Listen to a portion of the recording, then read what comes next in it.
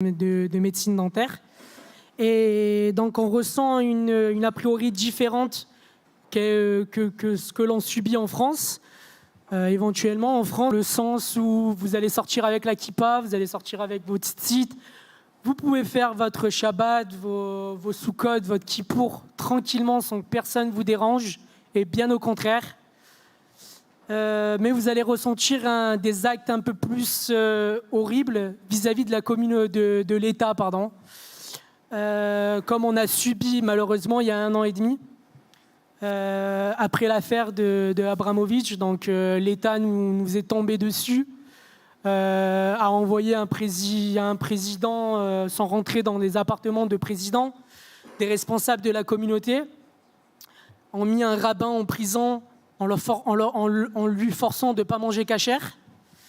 Donc il y a plusieurs actes qui ont fait que ma décision a pris de faire une pétition contre tous ces actes qui ont été commis. Il ne faut pas oublier que le Portugal et Porto, parce que nous on est au Portugal et je suis à Porto, qu'il y a eu l'Inquisition au XVe siècle, et donc ils ont toujours cette racine d'antisémite qui va perdurer, je le pense, si les autres pays européens ne réagissent pas, je pense, parce que ça fait 5 ans que je suis ici et que j'ai appris un truc du Portugal, c'est qu'ils ont très peur des avis des autres pays.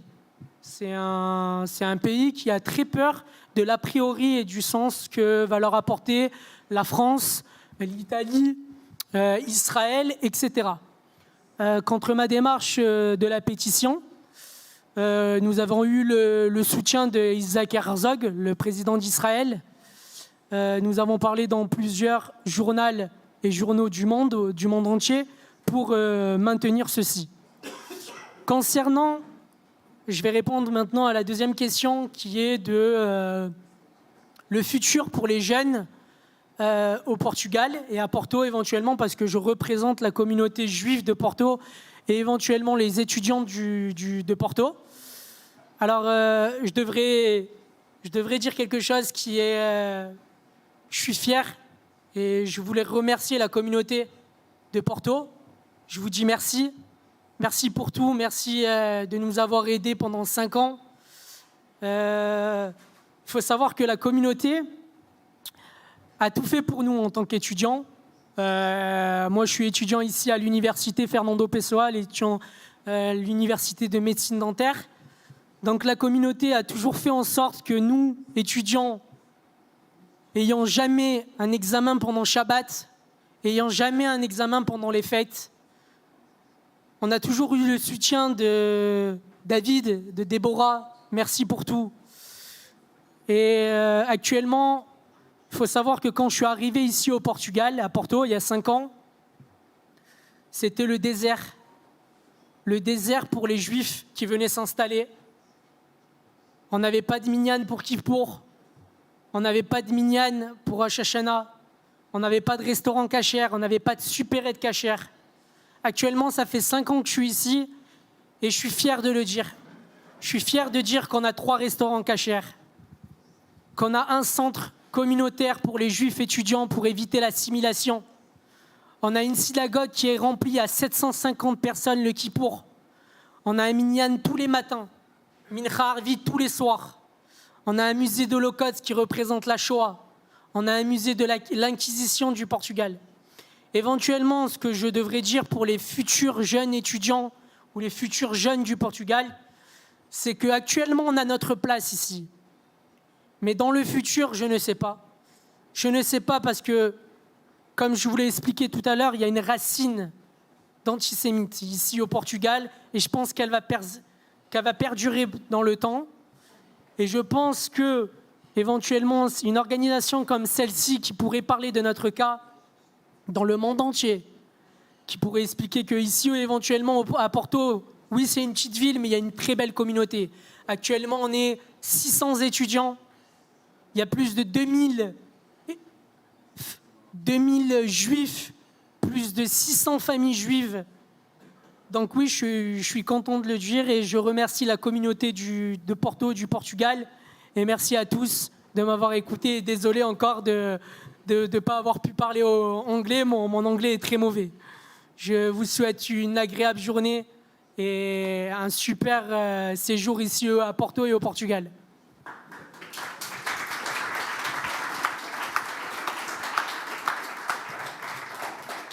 Unfortunately, we are running out of time, even though we could go on for a lot longer because there's a lot to talk about on the youth. But I would like to thank every single one of you for making the time to be here with me in this great panel. And I think that we have a lot of things to look forward to. I think we have a lot of things to work on in the future. And I think that we're here to stay. As I said before, we're not going anywhere. And this is one of the main messages that I feel like we have to convey to the non-Jewish population, that this is our home because Jewish history is part of European history, and we are the future, and we have a lot to offer. So I want to thank every one of you for your participation, and I hope you will enjoy the rest of the conference. Thank you, everyone.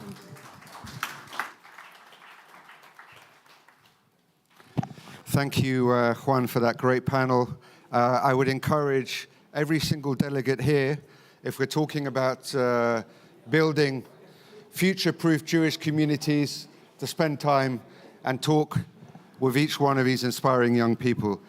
Ladies and gentlemen, before we move to our next panel, we have a video by the Israeli Minister for Diaspora Affairs and Combating Anti-Semitism, Mr. Amichai Shikli. So if you could have your attention for that. Thank you. אני מבקש להודות לכם, ובפרט לך, הרב מנחם מרגולין, על פעילות. שלום לכל באי כנס ה-EJA. אני מבקש להודות לכם, ובפרט לך, הרב מנחם מרגולין, על פעילותכם החשובה, בחיזוק הזהות היהודית, בחיזוק הקהילות בכל רחבי אירופה, ובעיקר במשימה הנוספת והחשובה שלקחתם והמסתם על כתפיכם, מאבק בלתי מתפשר באנטישמיות, גם תוך כדי דיפלומטיה ציבורית, ועשייה שהיא עשייה אסטרטגית מבחינת מדינת ישראל, עבודה שהיא ממש לא מובנת מאליה. כפי שאתם יודעים, המשרד שינה את שמו עם כניסתי לתפקיד למשרד התפוצות והמאבק באנטישמיות. אנחנו לצערנו מזהים מגמה של עלייה בנושא של אנטישמיות, ובעיקר אנטישמיות חדשה, שבעצם תוקפת את מדינת ישראל ואת זכותם של היהודים להגדרה עצמית. אנחנו רואים גם בימים אלה מגמות מדאיגות, אם זה כוונה של איחוד הסטודנטים האירופי לאמץ את תנועת ה-BDS, והדבר הזה הוא גם כן מטריד אותנו. אנחנו חוששים שהדבר הזה יפגע בסטודנטים יהודים שלומדים בקמפוסים שונים ברחבי אירופה. כנגד הדברים האלה וכנגד דברים נוספים אנחנו נצטרך לעבוד ביחד, בשום שכל, בתוך נחישות ודבקות במטרה. צריך לשים לב שהמערכה נגד תנועת החרם ונגד האנטישמיות החדשה, צריך להתייחס אליה כמלחמה לכל דבר ועניין. אין פה מקום לא לייאוש ולא להרמת ידיים. אנחנו צריכים להיות פה בגישה שהיא גישה הרבה יותר התקפית והרבה פחות סלחנית כלפי התופעה החדשה הזאת, שכן בסופו של דבר מה שאנחנו רואים בקצה זה ששוללים מאיתנו את זכותנו להגדרה עצמית, זה אומר ששוללים מאיתנו את היכולת להגן על חיי אזרחים ביו"ש, כפי ששמענו את נציגת האו"ם עצמה, פרנצ'סקה אלבניז, שבאה ואמרה שאין למדינת ישראל את הזכות להגן על אזרחיה. היא אמרה את זה בהקשר של רצח לוסי די ושתי בנותיה מאיה ורינה, השם ייקום דמם, ולכך הדברים מגיעים. זאת המשמעות של דה-לגיטימציה, זאת המשמעות של האנטישמיות החדשה, וכנגד הדברים האלה אסור לנו לוותר. ויחד אני מאמין שאנחנו נוכל להם, כי האמת איתנו, צדקת הדרך היא איתנו, ובסופו של דבר זהו גם מאבק בין טוב לרע.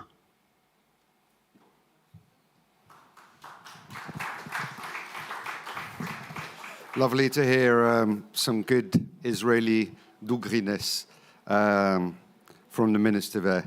And it's very interesting that he did, in fact, add combating anti-Semitism to his portfolio, which is a strong statement of commitment to our cause. Ladies and gentlemen, it now gives me great pleasure to introduce a man who really needs very, very little by way of introduction. Rabbi Andrew Baker, who is the personal representative of the chairman in office on combating anti-Semitism at the OSCE, who's going to make some keynote remarks. So please give a warm EGA welcome to Rabbi Andrew Baker. Rabbi, thanks for coming.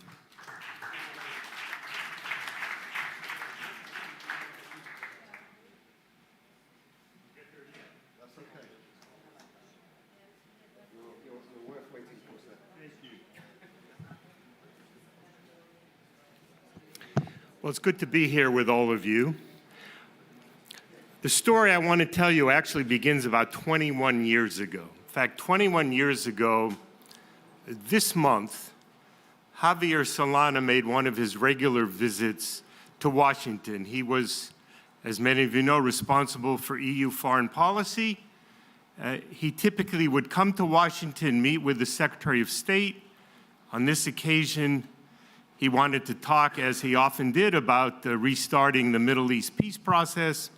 But he was advised, you know, in addition to talking to the Secretary, you should go up to Capitol Hill, meet with members of Congress. And he did. And much to his surprise, they didn't just ask him about the Middle East, they asked him about the resurgence of anti-Semitism in Europe. And it caught him by surprise. I was with him that evening, and he said to me, "I don't see it. I don't see it." He wasn't denying it, but he was stating a basic fact. In fact, there were incidents of anti-Semitism, but most governments didn't even have a process by which they would identify hate crimes of any variety, let alone anti-Semitic hate crimes. So nobody was recording, nobody was reporting, and it was almost as though they did not happen. Now, where you did have a surge in anti-Semitic incidents, often coming from parts of the Arab and Muslim communities in these countries, in the Netherlands, in Belgium, and in France, government leaders were quick to deny that this was even anti-Semitism. It was either vandalism perpetrated by unemployed youth. Somehow the Jewish targets were only incidental. Or conversely, yes, those targets were intended, but you know, this was because of politics in the Middle East, the breakdown of the peace process, the Second Intifada. And so if you were angry about what was going on, it was as though targeting a school bus with Jewish kids was not an anti-Semitic act, it was simply some kind of political statement. And so what began was a real process, first to get governments to acknowledge there was a problem, and then getting them to do something about it. We had the legacy already a year before of the Durban Conference Against Racism, where the Zionism is Racism canard was revived. There were efforts then looking first at the OSCE, the Organization for Security and Cooperation in Europe. It brought together Europe and the United States as perhaps a venue to organize a conference on anti-Semitism. And that took place in 2003, the first international organization to hold a conference focused exclusively on that problem of anti-Semitism. I was there, I was part of it, and I can assure you many governments that attended imagined we would do one conference, one time, and move on to something else. But that was not what happened. At the end of that conference, the delegation from Germany stood up and said, "We want to host a follow-up conference next year in Berlin." And so in 2004, the OSCE had a truly high-level conference focused on anti-Semitism, opened, in fact, by the German president, chaired by its foreign minister.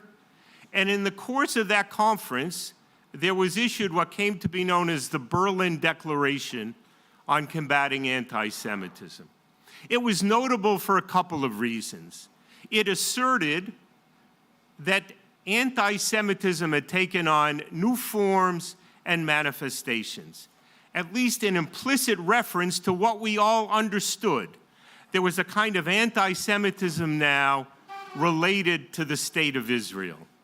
Israel itself was demonized, its very right to exist called into question. And Jews in Europe were being targeted, as it were, surrogates for the state of Israel. It also went on to say that events in the Middle East and in Israel can never justify anti-Semitism.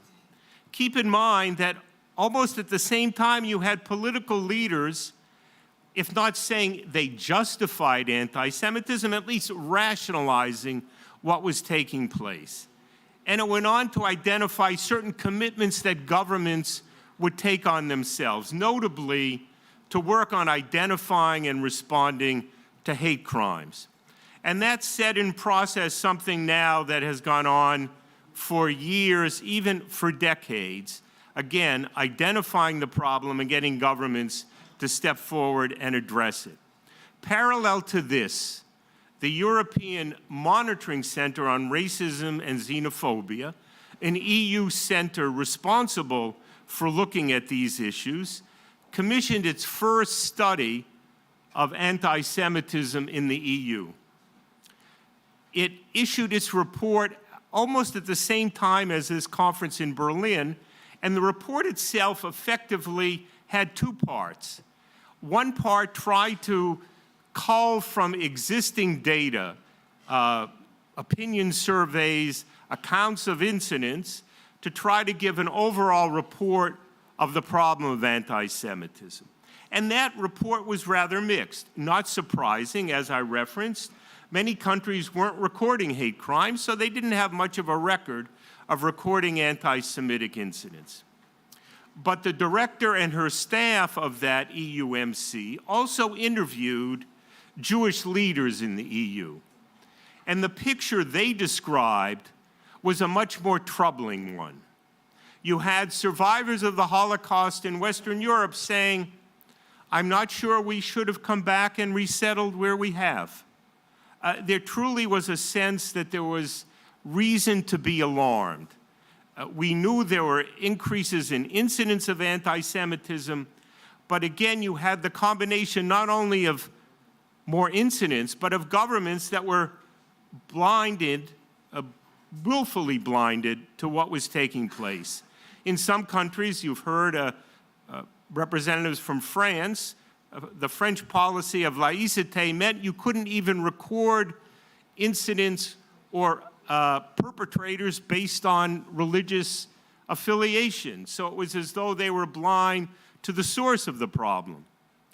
In other countries, Sweden, an example, they understood where the problem originated, but for political reasons, they also didn't want to confront it. So again, you had attacks taking place and Jewish communities themselves feeling their governments were not willing to recognize it. Notably, that EUMC report acknowledged one of its own shortcomings. It had monitors in each of these EU states, but half of them had no definition of anti-Semitism. And of those that did, no two definitions were the same. That opened a door. I spent first time discussing with the EUMC director the importance of coming up with a comprehensive definition of anti-Semitism that could be used throughout Europe, but certainly by the EUMC. And she agreed that we should try and do that, and then we set in place work that went on for about 5 or 6 months with Jewish experts dealing with anti-Semitism in Europe, in America, and in Israel, to put together a comprehensive definition, a definition with clear examples that could be used by people who would need to know. And that, in short, became what has been called the working definition of anti-Semitism. In the case of the EUMC, the director was very clear. She said, if I have to go to my political board and receive endorsement from all of these EU country representatives, we won't get anywhere. But I can issue it as a quote-unquote working definition. Effectively, put it out there, use it, see how it works. And that was its origin. And notably, as you know, it includes clear examples on anti-Semitism related to Israel. If the state of Israel is demonized, if its very existence is challenged and called into question, if it is held to standards that no other country is expected to meet, this is not just criticism, it's a form of anti-Semitism. And notably, that definition indicated that criticism per se is not anti-Semitism. And of course, even these examples may be examples of anti-Semitism depending on the context. I can say to a degree, the rest is history. That definition found its way throughout Europe and into America and elsewhere around the world. Again, it was meant to be a practical tool, a tool for guidance to understand the problem. I wish I could say it was only a matter of governments stepping forward and acknowledging what they were failing to view, but the reality is we saw such a dramatic increase continuing of anti-Semitism in Europe, of attacks, of lethal attacks on Jewish targets, that no one could possibly look away. We've had successive conferences.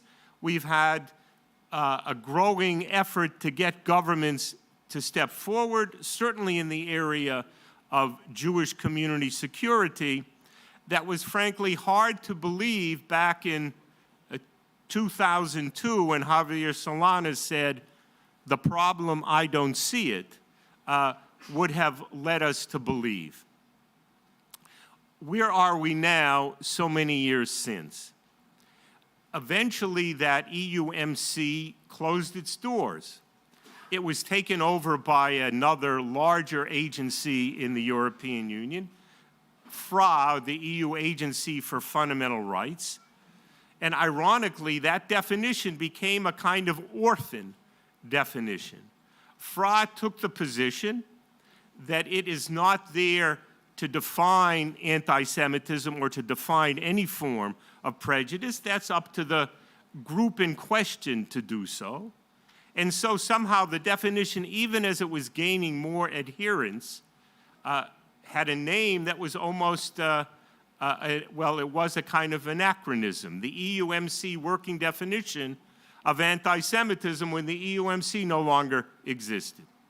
And so it was that in 2016, when Romania assumed the chair of IRA, the International Holocaust Remembrance Alliance, its chair decided, you know, why don't we as IRA take on this definition, a definition gaining greater use, but still a definition now without a formal home, if you will. And so in May of 2016, it was adopted as the IRA working definition of anti-Semitism, and it has been known as that since then. At the same time, within the OSCE, there was an effort for that organization to formally adopt this definition. I will point out that at the time, the OSCE was chaired by Germany, that was to say by its foreign minister, Frank-Walter Steinmeier, and now President Steinmeier, but at the time he decided he wanted to get the OSCE to endorse this definition. Those of you who know that organization know that it can only make decisions by consensus. All of its 57 participating states have to agree. We came very close in the end of 2016 to a formal OSCE adoption, but one country stood in the way, and that was the Russian Federation. And it's hard really for me to explain why it was. In fact, I had occasion to talk with its representatives in the OSCE. They said, well, we have two problems with this. One is it's the IRA definition, and we're not a member of IRA. Of course, most of the OSCE countries were also not members of IRA. And they said, you know, our experts have some trouble with this definition. Well, I think that was not entirely the case. But I said, okay, are those the only two problems? To which they said to me, well, for now. Well, only two problems for now. So at the end of the day, we had the tacit implicit, explicit support of every country except for the Russian Federation. But that notwithstanding, we've seen it now being used in the OSCE and ODIHR police training efforts, educational efforts on anti-Semitism, and we've seen it evolve so that it's fully embraced, again, throughout Europe and in much of America. The European Union in 2015 a position of a coordinator on the fight against anti-Semitism. Katharina von Schnurbein was the first and current person to hold that position. And we've seen how within the EU, this definition has advanced so it is the recommendation for all EU member states to use to apply. And so I think with some irony, that organization, FRA, which effectively banished the definition from its website back in 2013, now is tasked with polling every EU member state to determine how they are employing this working definition of anti-Semitism. I don't want to say the definition is the panacea to our problem. Surely it is not. But I think as all of us recognize, if you can't properly identify a problem, you surely will not find the way to deal with that problem. That's why this definition is so important. As we've had more governments develop their own national strategies to combat anti-Semitism, we've seen them use this definition as part of those strategies. In fact, as I mentioned, some of the first efforts to press Europeans on dealing with anti-Semitism came from the United States. Well, no secret now, we have the same problems in America that you have in Europe. Only perhaps we've recognized them only more recently. And so we have a US administration that only in December decided we need and will develop an American national strategy on combating anti-Semitism. Inherent in this is to say we are not going to address the problem as though everything is the same, as though it's all just a common effort to fight racism, intolerance, and xenophobia. We know anti-Semitism is a unique phenomenon in many ways. The solution may not be a solution unique. You need to collect hate crime data, you need to disaggregate it, you need to know where those anti-Semitic incidents occur, and if possible, by whom. But efforts to collect data involve the society across the board. If you're going to deal with security, you need to deal with security for all vulnerable groups in the country. But nevertheless, if you don't understand the unique aspects of anti-Semitism, you truly will not be able to address it and deal with it. And now we've recognized that in Washington, as you have in many European countries as well. Now it happens, and with this I will end, next month the United Nations is convening a meeting in Córdoba, Spain,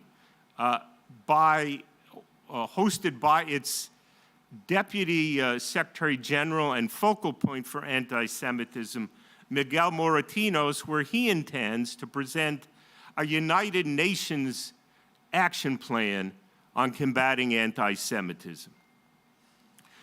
A number of us have met with him over the years. I can point out that the year after that Berlin OSCE conference took place in 2004, Moratinos, as the foreign minister of Spain, decided he would hold a follow-up conference in Córdoba, Spain. So it is somewhat interesting that we would return to Córdoba next month to hear about what the UN will do. We believe it's critical that the UN accept the IRA working definition as an inherent part of its action plan to deal with anti-Semitism within the UN system, but of course, to deal with the problem globally. There is, in fact, right now an effort to join together Jewish communities and organizations from around the world on a single letter to the UN Secretary General explaining the importance of using this definition and why it must be part of a UN strategy as well. So I would encourage all of you in your own capacities, leading communities and organizations, to join together in signing this appeal to the United Nations. The European Jewish Association has the information on how to find this link, this contact, and allow you to sign up for it even today.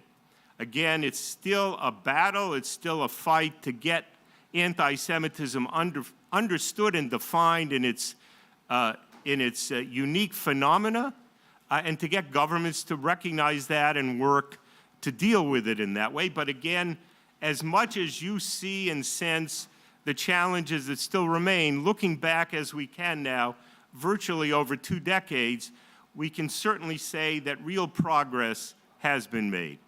Thank you very much.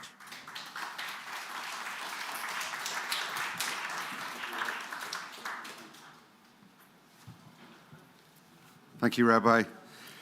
By the wonders of modern technology now, we're going to be crossing to London. And hopefully, if it's all connected properly, we should have via Zoom Lord John Mann, who is the UK's coordinator against anti-Semitism. And you do have him. Wonderful. We're just currently looking for your... Sir.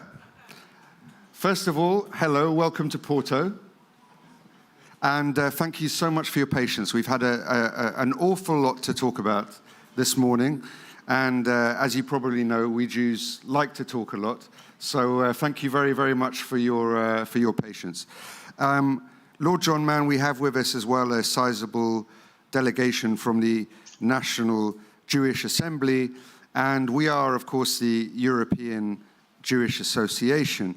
Have you found, or what are some of the challenges that you faced post-Brexit, if any, in combating anti-Semitism? And just wondering generally, my Lord, if you can give us an update as to what your office is working on right now in the United Kingdom.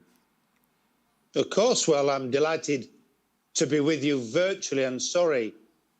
Israel, and because it was 1 year to Shireen Abu Akleh that she got killed in Israel. So please.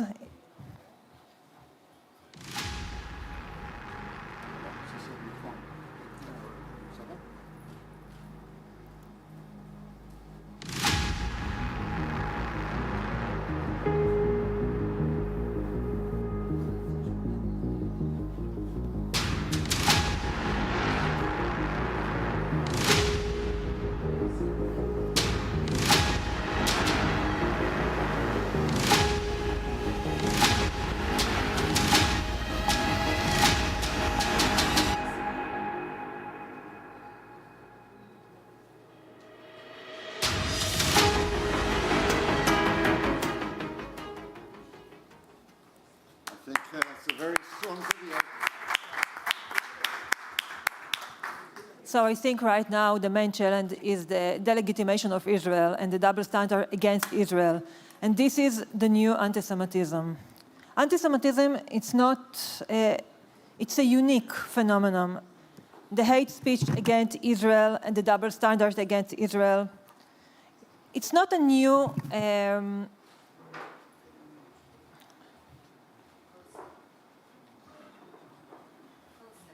It's not a new concept, it's a renewed one. Every year, every time there is something against Israel, and the Jews are always the one to blame. The Jews are the one to blame because of the war in Russia and Ukraine. The Jews are the one to blame in the coronavirus, the COVID-19 pandemic. The Jews are always the one to blame. And we need to stand still and fight against those phenomena. And be strong. And I think right now I'm talking not only about anti-Semitism, about the community resilience, about the identity, the Jewish identity that it's so important for us to keep and to be focused in. Okay, thank you for that, Racheli. Hope you don't mind me just using the first name. I'm going to move to the esteemed gentleman to my right, Mr. Stefan Hensel, who's the Commissioner for Jewish Life in Hamburg. Now, most of the commissioners for combating anti-Semitism, or indeed the special envoys in member states, don't come from the Jewish community. Mr. Hensel is an outlier in that regard, in that he's Jewish, and he was specifically appointed by Hanseatic Hamburg because of his Jewish background. So, Mr.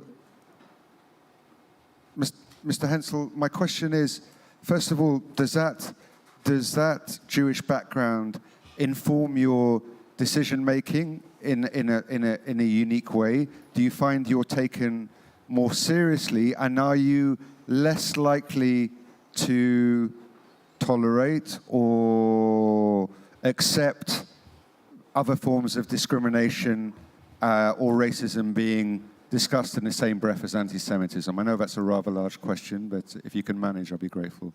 I probably need your help to remind me of a few of these questions and a few aspects. So I do believe that being a Jew myself does not really help for a very simple reason, because before I can actually get to the topic, and I'm not sure if you're familiar with the situation of the Jewish community in Germany, most Germans would say they have never met a Jew, even so that might not be true because we are not visible. Many people came from the former Soviet Union, so the Jewish identity is very low. So before I can actually start talking about legislation, strategy papers, IRA definition, national strategies, people talk to me about Jewish things. And we all know that anti-Semitism is not a problem for, they make it our problem, but it's not a Jewish problem. It's a problem for society. Society has a problem. We all know a society that is anti-Semitic cannot strive. A society that is not democratic will not produce the best outcome. So I find it rather complicated to be a visible Jew, and it's also not good for my emotional well-being, I must say. Okay. So I'll sort of expand a bit on the second bit. Obviously, being Jewish, it's very hard not to take it personally. Of course it is. It's completely natural. In terms of this notion of bringing in other forms of discrimination and tackling anti-Semitism as a sort of broader form of discrimination tied in with LGBTQ rights, or the Roma, as we heard earlier on from our dear friend from Romania.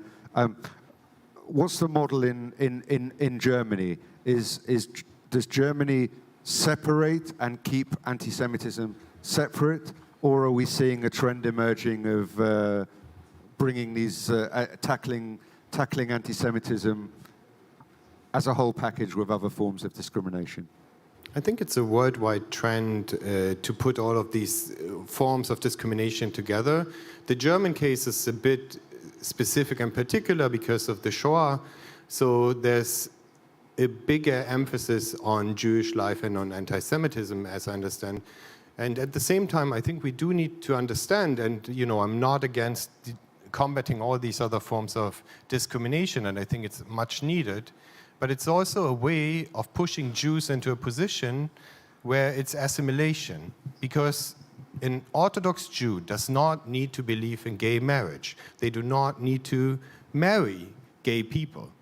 They will not act against it, but these kind of attempts are a way to push the Jewish community into assimilation. It's very simple. If you don't want to perform a gay marriage, just don't be gay. It's fine. But leave people alone. Leave the Jewish communities alone and let them decide how to carry on with their daily business. And I think it's very particular, and I was very happy to hear many people pointing this out. And again, I support LGBT plus rights, the Roma rights, minority rights. Don't get me wrong, but I do think we have the right to determine ourselves, and we have the right to determine how Jewish life is going to be in 15, 20, and 25, and longer, time to come years. And it's not on society to decide what we have to do or what we not have to do. It's on us.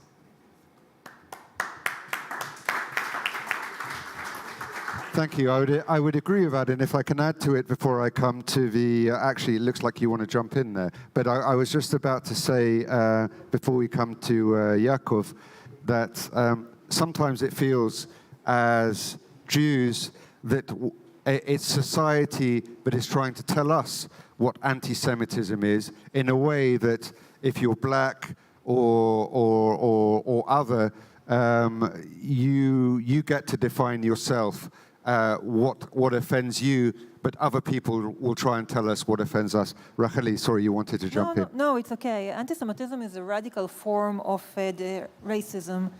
And I think it cannot be compared to any other discrimination. This is what is so unique in anti-Semitism, and I want to clap my hand for you.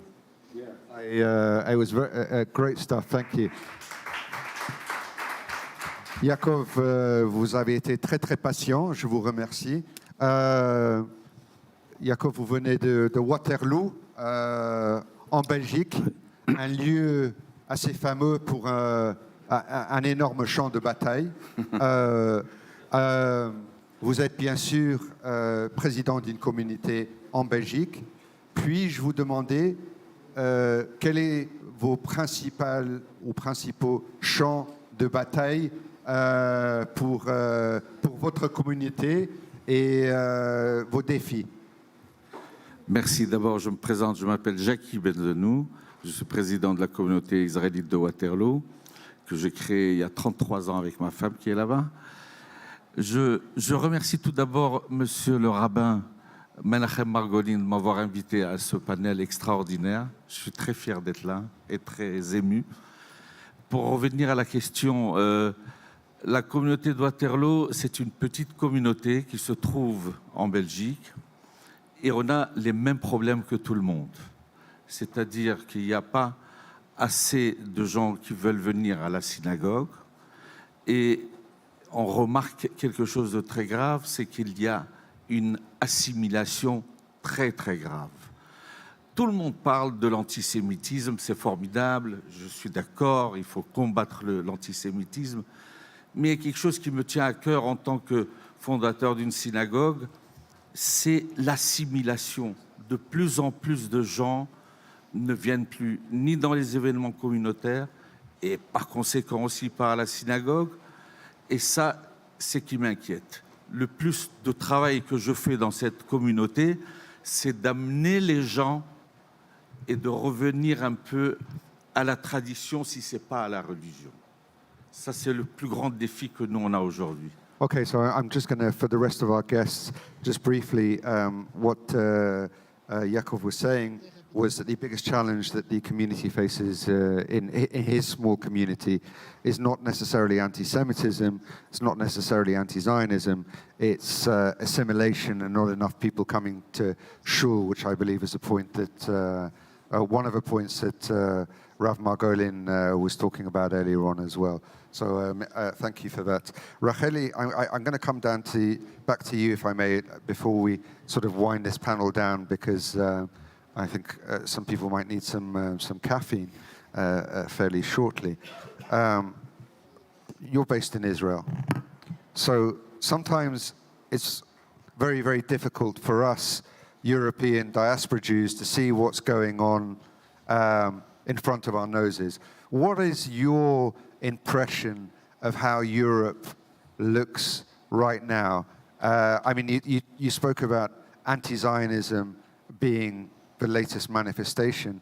Looking on from Israel, are you more concerned than a couple of years ago, the same, or less concerned? Okay, I'm very concerned. I'm very concerned because we, as the World Zionist Organization, are being reported for around, in the average of 10 incidents, anti-Semitic incidents per day. The problem, I know around only